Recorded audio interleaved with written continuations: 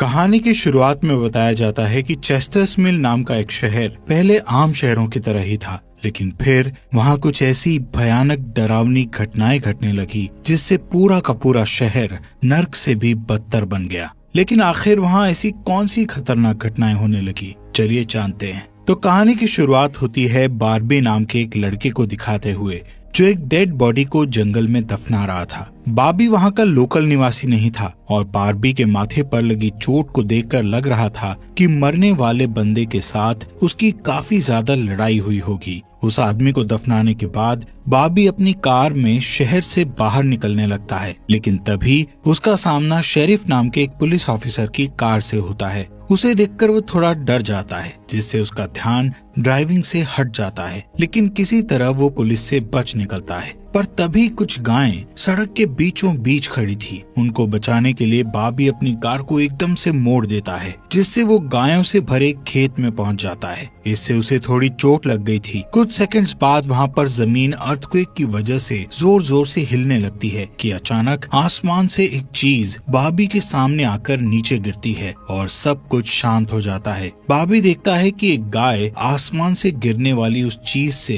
2 टुकड़ों में कट चुकी थी। वो डरा हुआ उस चीज को छूने लगता है तो उसे पता चलता है कि वो एक इनविजिबल वॉल है जो इतनी शार्प थी कि इसकी वजह से कई घर भी 2 हिस्सों में कट गए थे। तभी वहाँ जॉय नाम का एक लड़का आकर उससे पूछता है कि तुम ठीक हो या नहीं। वो भी उस इनविजिबल दीवार को देखकर शॉक्ड रह जाता है। दूसरी तरफ शेरिफ और लिंडा को खबर मिलती है कि उस पूरे टाउन की पावर सप्लाई कट गई है। फोन लाइंस बंद हो गई हैं और इंटरनेट भी काम नहीं कर रहा है। यहाँ तक कि सारे सैटेलाइट कनेक्शंस भी काम करना बंद कर गए थे। तभी शहर के ऊपर से उड़ रहा एक प्लेन उस इनविजिबल वॉल से टकराकर क्रैश हो जाता है, जिसे देखकर लोग और भी ज्यादा घबरा गए थे। और ये बात कंफर्म हो जाती है कि ये सिर्फ एक इनविजिबल दीवार नहीं बल्कि एक राउंड शेप डोम यानी गुम्बद है, जिसने आधे शहर को कवर कर लिया है। वहीं दूसरी साइड हम एक रेडियो स्टेशन पर फिल और उसकी असिस्टेंट डोडी को देखते हैं जो सिग्नल लाने की कोशिश कर रहे थे।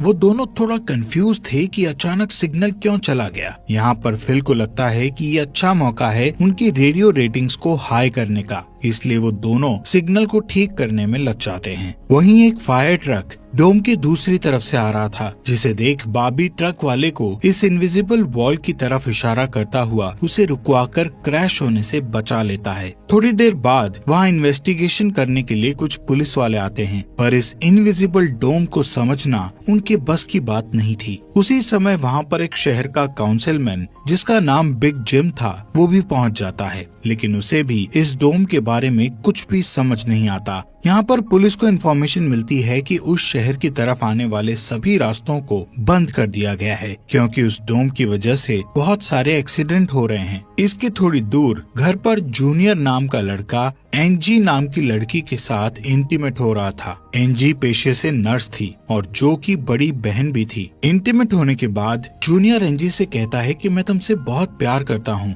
लेकिन एंजी उसे कहती है कि वो उसके लिए ऐसा कुछ फील नहीं करती। इससे जूनियर का दिल टूट जाता है और उन दोनों में बहस होने लगती है। यहाँ पर उनकी बहस इतनी बढ़ जाती है कि एंजी उसे थप्पड़ मारकर वहाँ से चली जाती है। इसके बाद हम 3 लोगों की फैमिली को देखते हैं, जिसमें मदर कैरोलीन, एलिस और उन दोनों की बेटी नोरी उसी टाउन की तरफ जा रही थी। उन्हें इस बात की खबर नहीं थी कि डोम ने उस टाउन को कवर किया हुआ है। दूसरी तरफ हम जूलिया नाम की एक इन्वेस्टिगेटिव रिपोर्टर को देखते हैं, जिसका चेस्टर्स मिल शहर में बहुत नाम था। एक दिन एक औरत उसे एक सीक्रेट खबर देने के लिए कॉल करती है। वो औरत उसे बताती है कि उसने उस वीक चेस्टर्स मिल में प्रोपेन से भरे 6 ट्रक को जाते हुए देखा है और उसके हिसाब से इतनी बड़ी क्वांटिटी में प्रोपेन जैसे फ्यूल का शहर में आना किसी खतरनाक प्लान का हिस्सा हो सकता है। जूलिया उस औरत को इस बारे में इन्वेस्टिगेशन करने का वादा करती है, पर वो अपने काम में ज्यादा बिजी होने के कारण उस पर ध्यान नहीं दे पाती। वहीं बिग जिम रेडियो स्टेशन जाकर इमरजेंसी की अनाउंसमेंट करता है। कैरोलीन जो एलिस और नॉरी के साथ शहर में आ रही थी, ये अनाउंसमेंट सुन लेती है, पर उन्हें लगता है कि ये किसी तरह का एडवर्टीजमेंट है, इसलिए वो इस अनाउंसमेंट पर ध्यान नहीं देती और उनकी कार डोम से टकराते टकराते बचती है। क्योंकि उससे पहले दूसरी तरफ से आ रहा एक ट्रक डोम से टकराकर क्रैश हो जाता है, जिसे देखकर वो तुरंत अपनी कार की ब्रेक लगा देती है। इतने बड़े इंसिडेंट को देखकर नौरी के दौरे पड़ने लगते हैं, जिससे वो बेहोश हो जाती है। लेकिन बेहोश होने से पहले वो किसी पिंक स्टार के बारे में कहती है। अब यहाँ से नौरी को जल्दी से हॉस्पिटल में ले जाया जाता है, जो कि टाउन में होने वाली घटनाओं से घायल हुए लोगों से भरा पड़ा था। वहीं जूलिया और बार्बी घायल हुए लोगों को हॉस्पिटल ला रहे थे। इसी हॉस्पिटल में जूलिया का हस्बैंड भी डॉक्टर था। वो उससे मिलने जाती है, लेकिन उस वक्त उसका हस्बैंड हॉस्पिटल में नहीं था। हॉस्पिटल में जूलिया को पता चलता है कि उसका हस्बैंड संडे को कभी काम नहीं करता था, पर वो जूलिया को हमेशा झूठ बोलता आ रहा था। हॉस्पिटल के बाहर हम बार्बी और एंजी को मिलते हुए देखते हैं। दोनों को साथ देखकर जूनियर के अंदर एक अलग सी जलन पैदा होती है। वहीं अब टाउन के बॉर्डर्स को सैनिकों द्वारा सील कर दिया जाता है। बहुत सारे साइंटिस्ट और एक्सपर्ट्स को भी इस अजीबो गरीब मुसीबत का असल कारण नहीं पता चलता। पर कुछ घंटों बाद बिग जिम प्रोपेन के बारे में बात करने के लिए शेरिफ से मिलता है। यहाँ पर उनकी बातों से हमें पता चलता है कि उनको इस डोम के बारे में पहले से थोड़ा बहुत पता था, पर वो इस पर खुलकर बात नहीं कर रहे थे। वहीं बार्बी को उस टाउन में एक दिन के लिए रुकना था, पर उसके पास ठहरने के लिए कोई जगह नहीं थी, इसलिए वो अपनी कार में ही रात बिताने का फैसला करता है। तभी जूनियर उसके पास आता है और उसे एंजी से दूर रहने को कहता है। धीरे धीरे उसकी बात धमकी में बदल जाती है। बार्बी हैरान होता है कि आखिर उसकी गलती क्या है। इसी बीच वहाँ जूलिया आ जाती है, जिससे वो झगड़ना बंद कर देते हैं। यहाँ से सीन शिफ्ट होता है और हम देखते हैं कि टाउन के ऐसे हालात से लापरवाह होकर एक जगह कुछ टीनेजर्स पार्टी कर रहे थे। इनमें जॉय भी था। जॉय एक लड़के से वहाँ के हालात पर बात करने लगता है, लेकिन अचानक जॉय को दौरा पड़ने लगता है और वो पिंक स्टार के बारे में बोलने लगता है,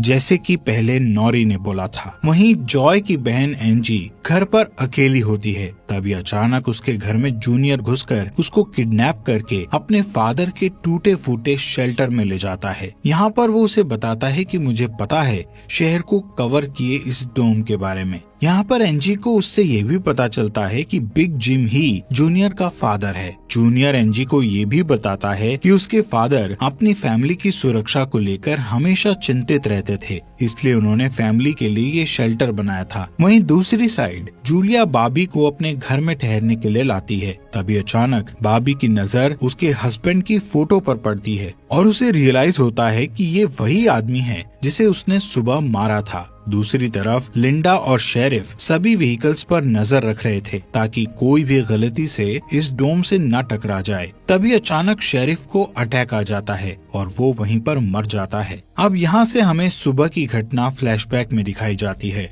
जहाँ बार्बी टाउन में जूलिया के हस्बैंड जो डॉक्टर थे उनसे मिलने आया था। वो उनसे कुछ पेमेंट की बात करता है, पर डॉक्टर उसे पेमेंट देने से इनकार कर देता है, जिस वजह से उन दोनों में झगड़ा हो जाता है और एक्सीडेंटली बार्बी उसे गोली मार देता है। बार्बी जानता था कि भले ही उसने उसे गलती से मारा है, पर उसे इसकी सजा मिलेगी और इससे बचने के लिए उसने उसकी बॉडी को जंगल में दफना दिया। वहीं प्रेजेंट में सुबह उठकर बार्बी देखता है कि उसके गले की चेन गायब है, तो वो जूलिया से इसके बारे में पूछता है। जूलिया उससे कहती है कि वो उसकी चेन को ढूंढकर उसे दे देगी, पर तभी बार्बी को याद आता है कि वो चेन उस केबिन में ही गिर गया था जहां उसने उसके पति को मारा था। उधर जॉय अपने फ्रेंड बेन के साथ था, जिसने पिछली रात सीजर के वक्त उसकी मदद की थी। बेन जॉय से पिंक स्टार के बारे में पूछता है, जो उसने रात को दौरा पड़ते वक्त कहा था, लेकिन जॉय को उसके बारे में कुछ भी याद नहीं आ रहा था। वहीं रेडियो स्टेशन में डोडी एक स्पेशल डिवाइस की मदद से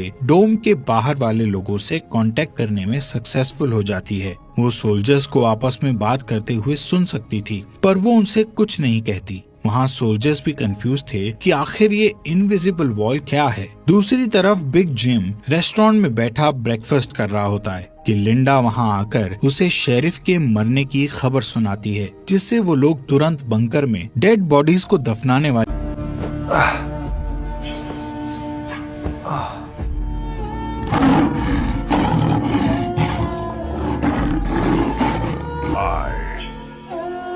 joint pains.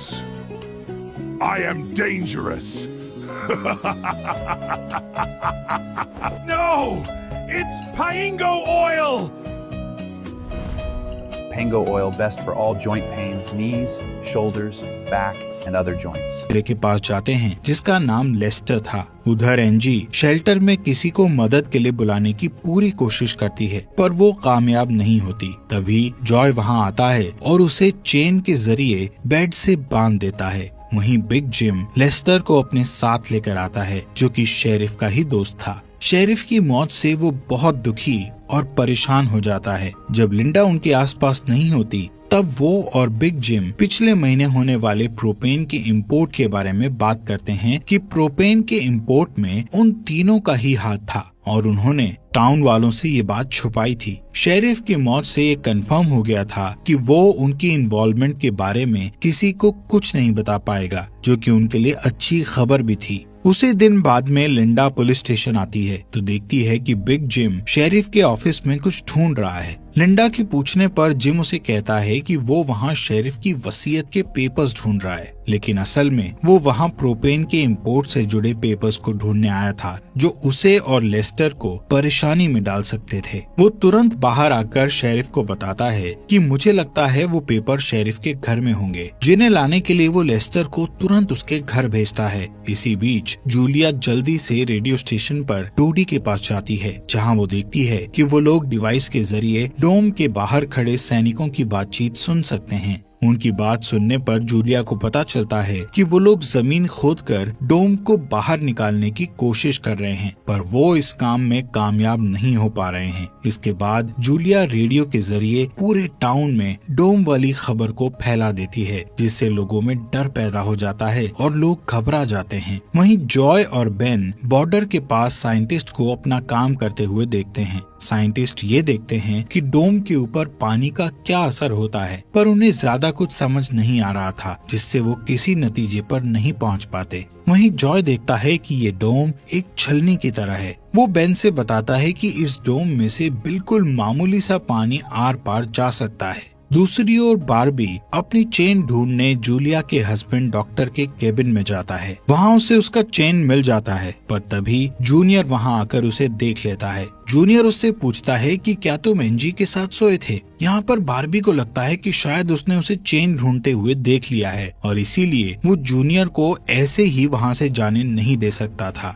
इसलिए वो जूनियर को बहुत बुरी तरह से पीटने लगता है। वहीं हम देखते हैं कि लेस्टर शेरिफ के घर पहुंचकर प्रोपेन इंपोर्ट के पेपर्स को ढूंढने लगता है। कुछ टाइम बाद उसे वो पेपर्स ड्रॉवर में मिल जाते हैं, तभी वो उन्हें जला देता है। जब वो वहाँ से जाने लगता है तो उसका पैर लगने से पेपर्स की आग घर के पर्दों पर लग जाती है जिससे आग की लपटें पूरे घर में फैल जाती हैं और पूरा घर जलने लगता है, जिसे देखकर जल्दी ही बहुत सारे लोग जमा हो जाते हैं और आग बुझाने की कोशिश करते हैं पर फायर ट्रक के बिना आग बुझाना नामुमकिन था। अगर वो लोग घर को जलने देते तो डोम के अंदर का टेम्परेचर बहुत बढ़ जाता जिससे लोगों की जानें भी जा सकती थी, इसलिए सब मिलकर आग बुझाने में लग जाते हैं। बाबी लोगों को आग बुझाने में लीड करता है। तभी लिंडा को घर के अंदर से लेस्टर की चीखने की आवाजें सुनाई देती है। वो अंदर जाकर उसे घसीटकर बाहर निकाल लाती है और इलाज के लिए डॉक्टर के पास भेज देती है। यहाँ पर लोगों को आग बुझाने में 1 घंटे के बाद भी कामयाबी नहीं मिलती, उल्टा आग और भड़क जाती है। आखिर में जिम लोडर लेकर आता है और घर को गिरा देता है। तब कहीं जाकर आग शांत होती है। इसके बाद सारे थके हुए लोग इकट्ठा होते हैं। उनमें से पॉल नाम का एक पुलिस वाला फ्रस्ट्रेट होकर कहता है कि हम सभी लोग इस डोम से कभी भी बाहर नहीं निकल पाएंगे क्योंकि ये डोम आग से जो धुआं निकला है उसे बाहर नहीं निकलने दे रहा। वो कहता है कि हम सभी इस डोम के अंदर ही मरने वाले हैं। इतना कहता हुआ वो हवा में गोली चला देता है जो कि डोम से टकराकर एक दूसरे पुलिस वाले को लग जाती है और वो तुरंत मर जाता है। यहाँ पर पॉल को अरेस्ट कर लिया जाता है। अंधेरा होने पर जॉय और उसके दोस्त स्केटिंग के लिए जाते हैं। तभी वहाँ पर नोरी जॉय के पास आकर उसे कहती है कि उसे अपना फोन चार्ज करना है। जॉय उसे अपने घर ले जाता है क्योंकि उसके घर में जनरेटर था जो कि उस टाउन के गिने चुने घरों में ही था। उधर लिंडा पॉल को जेल लेकर आती है। वहाँ कुछ लोग पुलिस स्टेशन के बाहर प्रोटेस्ट कर रहे थे।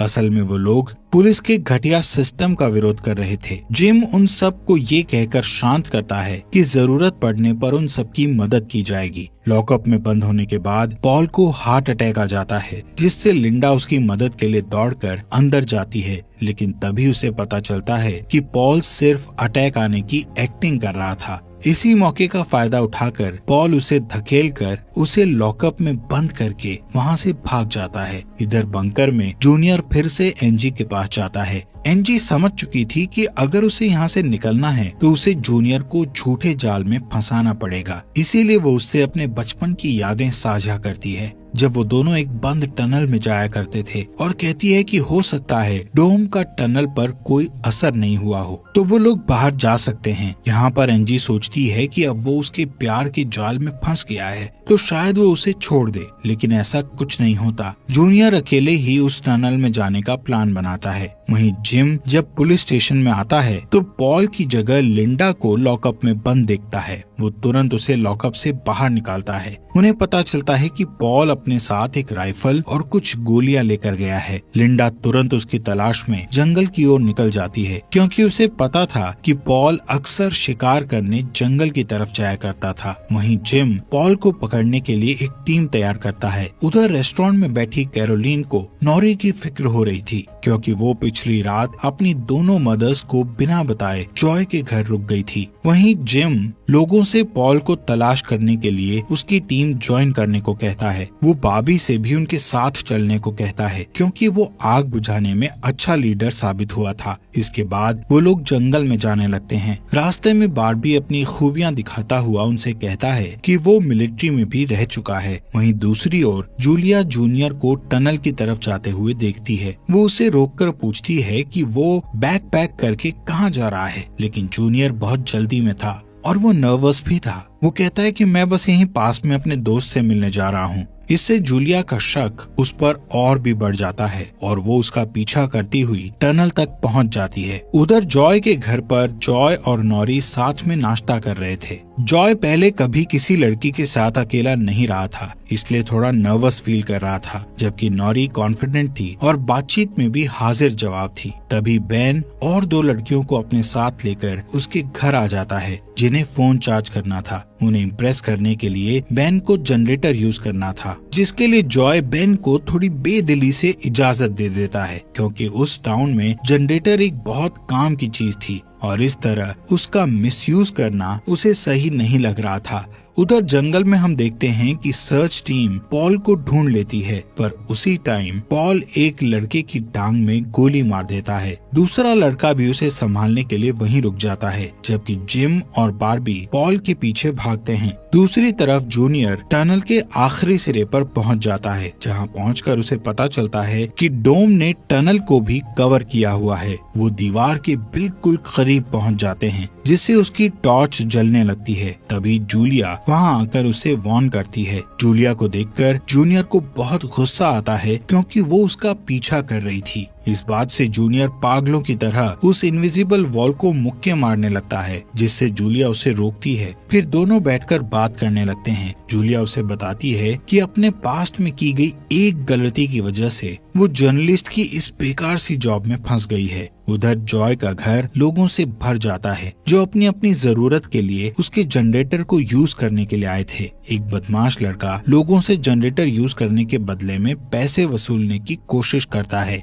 जो कि उसका था ही नहीं, लेकिन उसके खिलाफ बोलने की किसी में हिम्मत नहीं थी। ये देखकर नॉरी सब कुछ हैंडल करने के लिए आगे बढ़ती है, पर मामला और भी ज्यादा गर्म हो जाता है। लेकिन इससे पहले कि कुछ गलत होता, तभी लाइट ही चली जाती है। नॉरी इस बात से बहुत खुश होती है कि जॉय ने उस बहस में उसका साथ दिया। वहीं जंगल में बाबी और जिम पॉल तक पहुंच जाते हैं, पर पॉल ने अपनी राइफल निकाल रखी थी, जिससे वो जिम को मारने ही वाला था कि तभी पीछे से लिंडा आकर उसे शूट कर देती है। दूसरी साइड कैरोलीन जॉय के घर जाकर अपनी बेटी नोरी से मिलती है। वो नोरी से कहती है कि उसे थोड़ा जिम्मेदार बनना चाहिए। उसकी डांट सुनकर जॉय और नोरी एक दूसरे का हाथ पकड़ लेते हैं, जिससे एक स्ट्रेंज स्पार्क पैदा होता है और उसी वक्त दोनों को दौरे पड़ने लगते हैं। वो दोनों एक साथ किसी पिंक स्टार के बारे में बात कर रहे थे। उधर जूनियर शेल्टर में एनजी के पास जाता है, लेकिन इस बार उसके हाथ में फर्स्ट एड किट थी। एनजी उसके जख्मों पर मरहम पट्टी करती है और चुपके से सीजर अपने पास रख लेती है। वहीं हम देखते हैं कि जूलिया और बार्बी दिन भर की थकान के बाद वापस घर लौटते हैं, लेकिन जूलिया जूनियर की बातें सुनने के बाद से ही बार्बी पर शक करने लगी थी और जब बार्बी नहाने जाता है तो जूलिया उसका सामान Subscribe, please.